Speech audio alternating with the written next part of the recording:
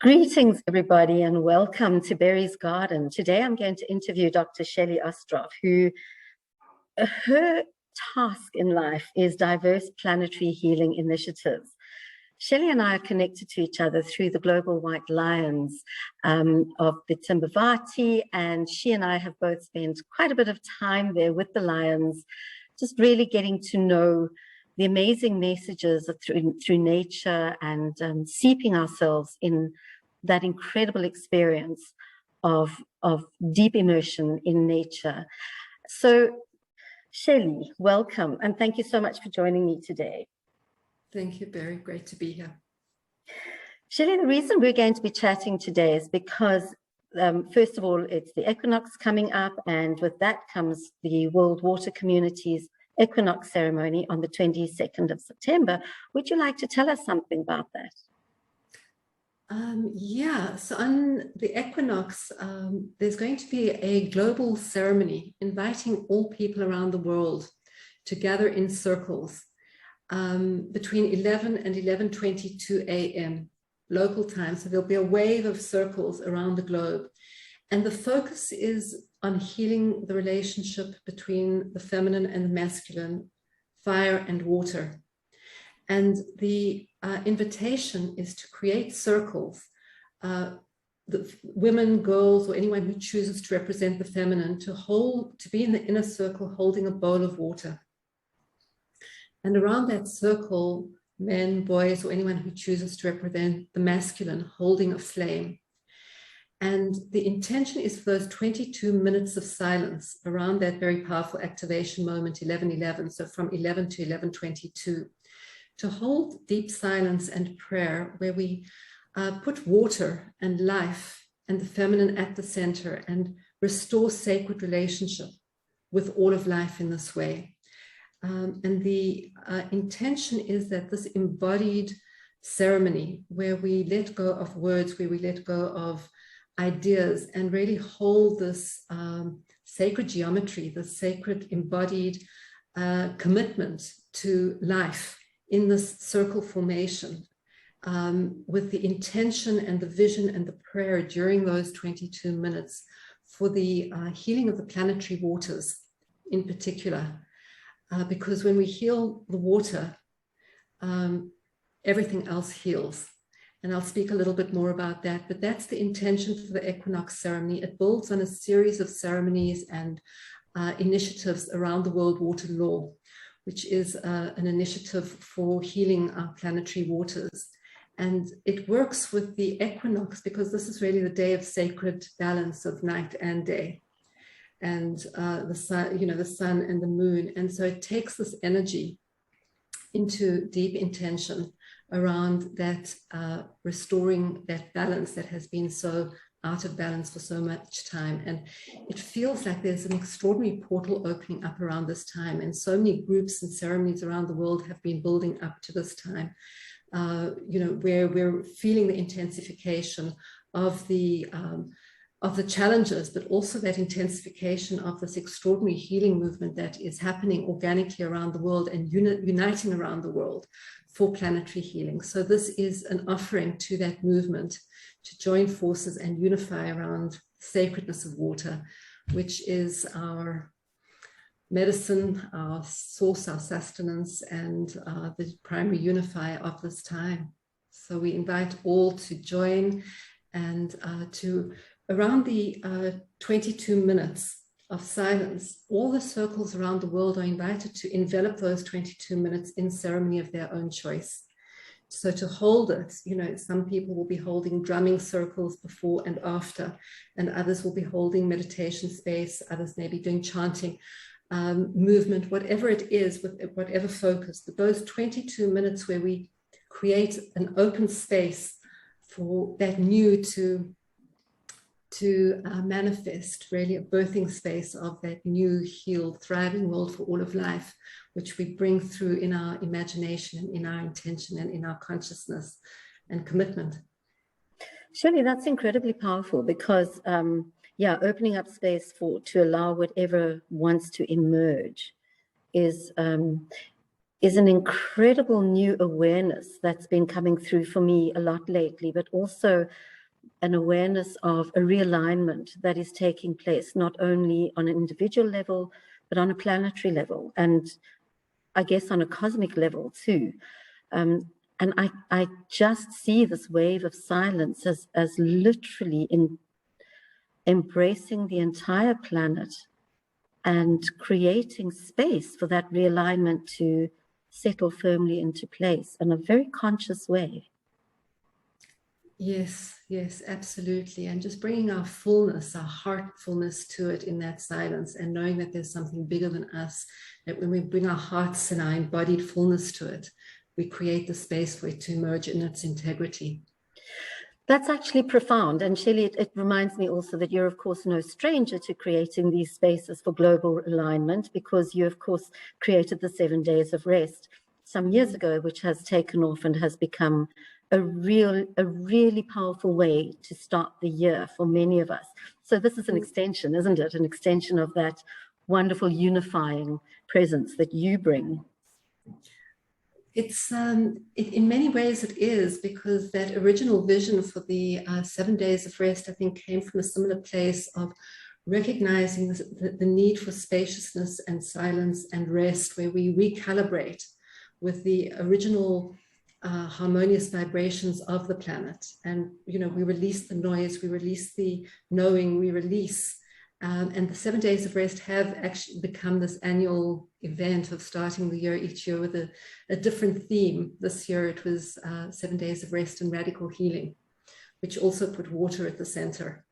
And yeah, and so that's a perfect segue actually into my next question, which is around your vision, which I know that you have shared with so many, and we are busy creating almost a collective vision for healing and restoration through your Global Alliance for a World Water Law. Would you like to tell us a little bit about that? Very exciting. So the World Water Law is a global initiative for radical exponential planetary healing. It recognizes that in all the fragmentation and chaos of this time, there is a way to come forward, and that is through water. Water is that unifying force. We are apparently at molecular level 99+% water. So we all need water, and we are recognizing in this challenging time that we cannot have health without the health of water, and we cannot have health without the health of our neighbor, and water doesn't have boundaries. And when I was sensing into the potential for planetary healing, water just showed me that she was leading the way forward. And what I understood was that there is an opportunity for humanity to come together as a global movement, and with one water law, to all speak and call for the same water law that goes beyond any boundaries of nation or country or race or any other difference. When we unite around the world to call for 4 simple principles, we activate an exponential healing process. And these 4 principles, the World Water Law basically says this. It says we humans come together to call for and work towards a worldwide binding agreement where we prioritize 4 things. 1, the immediate healing and restoration of all our planetary waters, lakes, oceans, rivers, aquifers, all of them. 2, the ecological restoration needed for the healing of the hydrological cycle. The 3rd is to ensure that all humans and animals have guaranteed access to natural, uncontaminated water. And the 4th one is to hold all governments, corporations, groups, and individuals accountable for our impact on all waters everywhere. And that's the simplicity of the World Water Law offering. And it's envisioned as a wake-up call to humanity, to all of us, to come together and call for this very foundational common sense agreement that we first and foremost prioritize water. Water is the foundation of our health. Without water being healthy, and healthy doesn't mean safe, it means healthy in the most pristine, vitalizing intelligence of nature. And that important, we've lost that vitalizing intelligence because our water is contaminated. None of us actually have, very, very few have access to pristine, natural, clear water. But the water is being contaminated and commodified and violated at source. And this is creating a vast impact of disease throughout. And when we actually get together to heal the planetary waters and water cycle and ensure that all humans and animals have guaranteed access, you can see how it will activate a whole system transformation in all sectors of life. Because it's so simple, it just talks to the mother, the father, the grandparent, the child, in every one of us. All of us want that. We want that for ourselves, for our children. And I think basically we want it for all of life. We want water to be able to do what she knows how to do, which is to allow all life to thrive. And yeah, so that's the invitation. And so we put this offering out into the world, and there's a global alliance that is forming for the World Water Law, and invites all people to come together and together figure out how to make this happen. It's not something that will necessarily go through any traditional pathway. It's about consciousness that this is possible when we really understand what is important and let go of some of the fabricated ideas of what we need and go back to that essential need for pure, healthy water. And it means restoring right relationship with water and, recognizing the sacredness of every drop. It's interesting, Shelley, because as you're speaking, I just have this vision that that's the one thing that we could do that would just make such a difference. And then heaven on earth and peace on earth actually become achievable if we just shift our reality around water. It's as simple and as complex as that. Mm-hmm. How powerful and how profound. Would you like to share with us, firstly, how do we connect with that Global Alliance for a World Water Law and to support you and the growing collective with this shared vision? And secondly, how do we connect with the World Water Community Equinox Ceremony on the 22nd? So perhaps you'd like to answer the one about the World Water Law first, and then we can go into the ceremony second. So the World Water Law is actually the first initiative of something called Codes for a Healthy Earth, which is a whole system framework for helping to sense into how we can self-organize as people around the world for transforming the way in which we organize ourselves as a species. And Codes for a Healthy Earth, you can find at codes.earth. Let me just, am I sharing? I'm not sharing my screen yet, right? No, you're not yet. So, here we go. Okay. Screen. So this is Codes for a Healthy Earth. This is the site, the main site, the parent site, and this is the this is the World Water Law here under Water Codes, and this is basically the World Water Law. Very concise, very simple. There's a nice little video here which describes it. And one can wander around here and see a little bit more about how, about the idea of the law and how we can organize and why it's so important and why with this one law, we actually achieve all the goals that people are talking about. It's the healthy, sustainable development goals.